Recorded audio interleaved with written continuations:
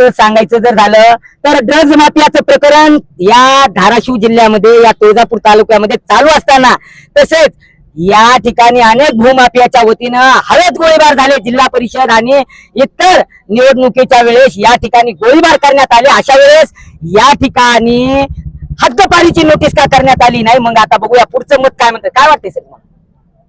मातंग समाजाचे युवा नेते कचरूभाऊ सगट हा समाजामधला समृद्धीकडे चाललेला एक कार्यकर्ता, एका संघटनेचा, आमच्या लहुती शक्ती सेनेचा राज्याचा पदाधिकारी।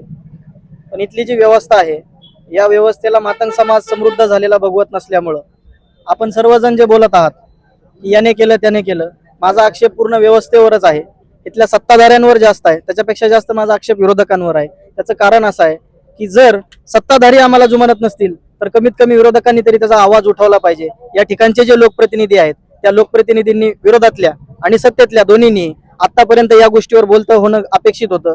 कारण कचरूभाऊचा विषय हा का पुरता तुळजापूर पुरता मर्यादित राहिलेला नसून कालपासून त्याचा वनवा संपूर्ण महाराष्ट्रामध्ये पेटलेला आहे।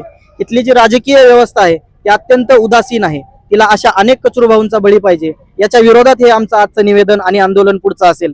इथं जमलेला प्रत्येक कार्यकर्ता हा एका संघटनेचा अध्यक्ष असून तो खूप मोठ्या ताकदीचा आणि तुल्यबळाचा आहे। त्याच्यामुळे मी प्रशासनाला या ठिकाणी निवेदन देतानाही सांगितलेलं आहे की आज शांततेत निवेदन देत आहोत, उद्या या शांततेची क्रांती कधी होईल ते तुम्हाला कळणार नाही। आणि याचा उद्रेक ज्यावेळेस रस्त्यावर येईल त्यावेळेस आपल्या खात्याच्या ज्या गोपनीय अहवाल आहेत त्याबद्दल आपण माहिती घ्या की ज्या वेळेस मातंग समाजानं उद्रेक केलाय त्यावेळेस खूप मोठं नुकसान झालेलं आहे। आणि जर ते नुकसान टाळायचं असेल तर इथले जे DYSP आहेत ज्यांनी अशा खोट्या प्रकारे कचरूभाऊवर कार्यवाही केलेली आहे त्यांच्यावर सगळ्यात पहिलं कडक कार्यवाही होणं अपेक्षित असून जर कुठला राजकीय नेता याच्यामध्ये अपेक्षित असेल, जर कुठला राजकीय नेता याच्यामध्ये हस्तक्षेपही करत असेल तर त्या प्रशासकीय अधिकाऱ्याची ती ड्युटी नाहीये ना की त्या राजकीय व्यक्तीनं तुम्हाला काय सांगितलं तर ते तुम्ही लगेच ऐकायचंय।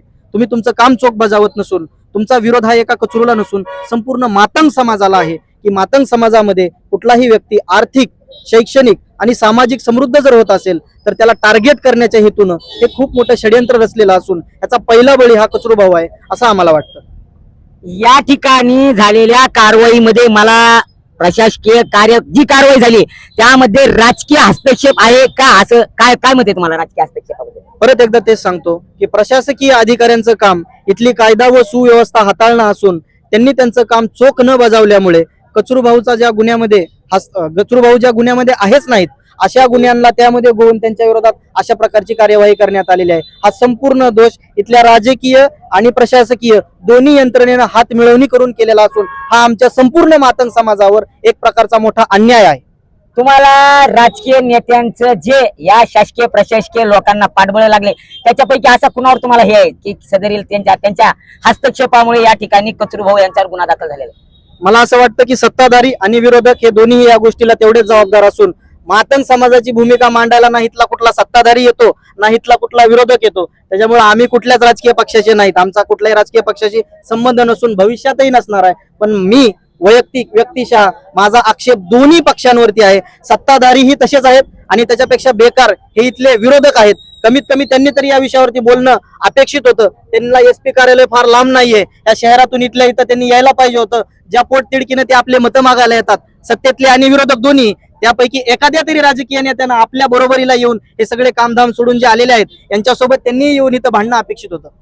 या ठिकाणी पोलीस अधीक्षक कार्यालय या ठिकाणी कचरूभाऊ सगट यांच्यावर जो गुन्हा दाखल झालेला आहे त्या गुन्ह्याच्या विरोधात या ठिकाणी मातंग समाज आणि महाराष्ट्रातील तसेच धाराशिव आणि तुळजापूर तालुक्यातील अनेक संघटना या ठिकाणी पाठबळ देण्यासाठी आलेल्या आहेत। या ठिकाणी राजकीय नेत्यांच्या हस्तक्षेपामुळे तुळजापूर परिसर धाराशिव जिल्ह्यामध्ये गेल्या अनेक दिवसापासून ड्रग्ज माफिया आणि या ठिकाणच्या भूमाफियांनी आणि तसेच जिल्हा परिषद या ठिकाणच्या निवडणुकीमध्ये अनेक राजकीय नेत्यांच्या वरदहस्तांनी आणि त्यांच्या जवळच्या नातलगाच्या वतीने हवेत गोळीबार झालेला आहे।